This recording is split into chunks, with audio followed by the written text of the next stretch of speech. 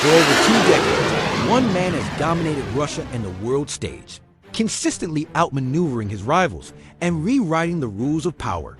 They've called him a master strategist, a ruthless leader, and the man who brought Russia back from the brink.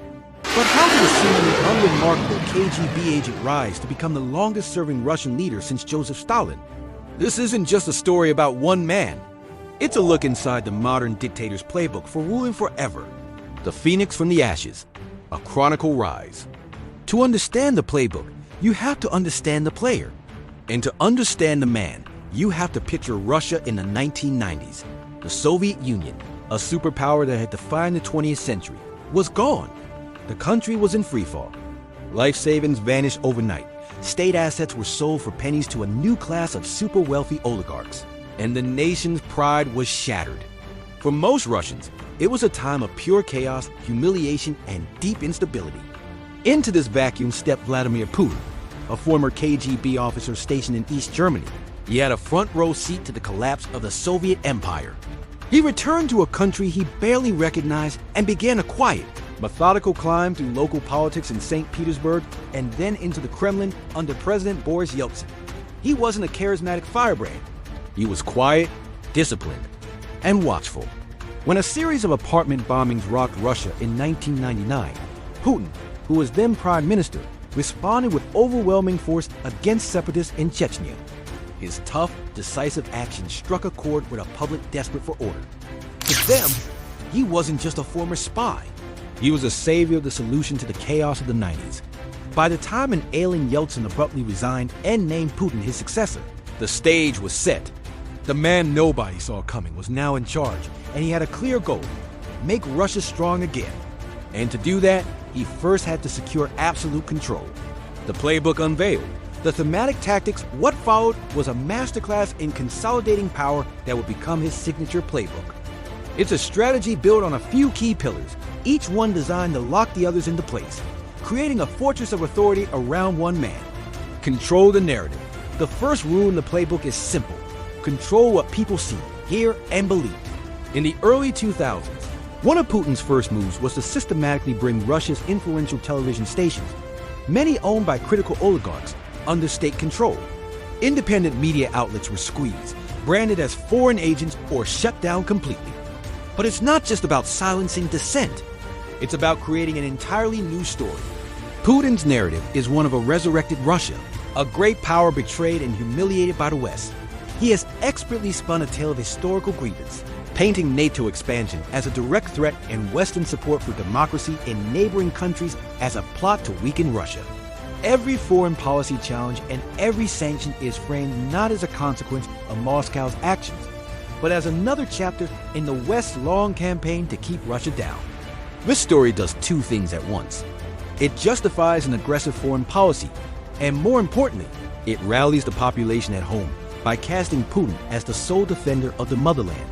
By controlling the information, he shapes reality itself, ensuring that his version of events is the only one most Russians ever hear. Tame the elites. When Putin took power, Russia was arguably run by the oligarchs billionaires who had amassed huge fortunes and political power during the 90s. Putin's message to them was brutally clear: you can keep your wealth, but stay out of politics. Those who complied thrived. Those who didn't, like oil tycoon Mikhail Khodorkovsky, were made into chilling examples. They were jailed, exiled, or had their businesses seized. The message sent a shockwave through the elite. The era of the politically ambitious oligarch was over. A new system was in place where loyalty to the Kremlin was the price of doing business. This created a codependent relationship. The elites need the Kremlin to protect their fortunes, and the Kremlin needs them to run key parts of the economy and maintain order. It's a system built not on ideals, but on pragmatic, top-down control. To cement his power, Putin pushed through constitutional changes, resetting his term limits and creating a legal path for him to potentially rule until 2036. Project Strength restored pride after the humiliation of the 1990s. Putin's central promise was to restore Russia's status as a great power. This meant rebuilding the military and reasserting Russian influence on the world stage. From the brutal war in Chechnya to the 2008 conflict in Georgia and the 2014 annexation of Crimea, Putin's actions sent a clear message: Russia was no longer on its knees.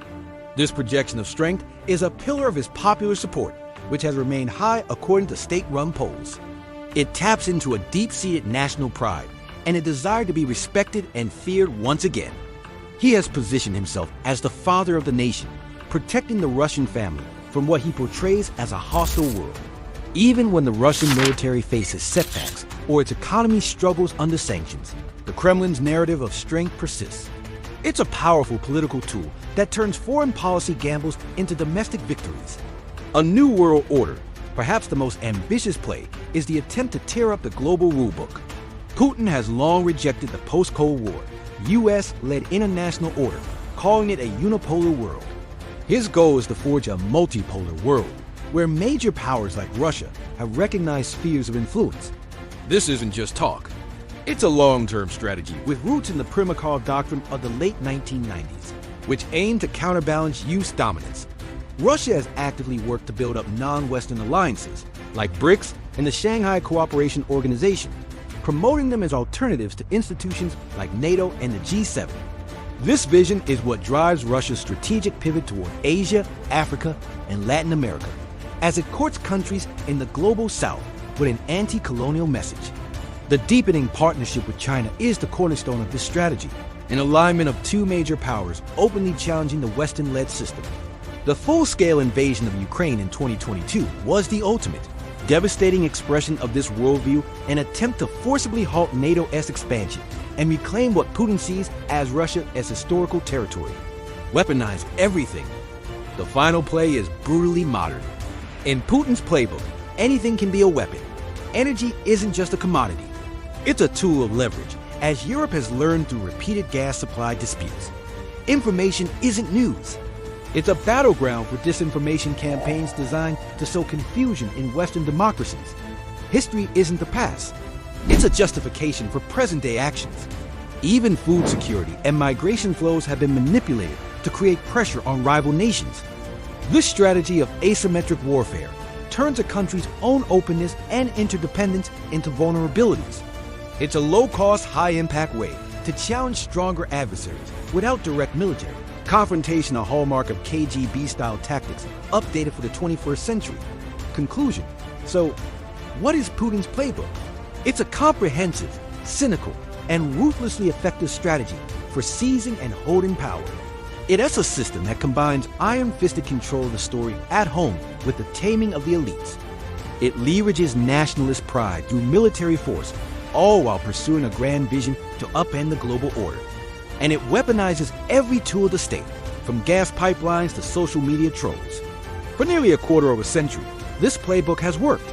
As of 2025, Putin's regime faces immense strains from war and sanctions, yet it maintains a formidable grip on power. The ultimate question remains, is this a playbook for ruling forever? Or is it a high-stakes gamble that has mortgaged Russia's entire future for the power of today? The final chapters of that story are still being written. What do you think is the most effective part of Putin's playbook? And what are its biggest vulnerabilities? Let us know in the comments below. And if you want to understand more about the major forces shaping our world, make sure to like and subscribe for more analysis of geopolitics and power.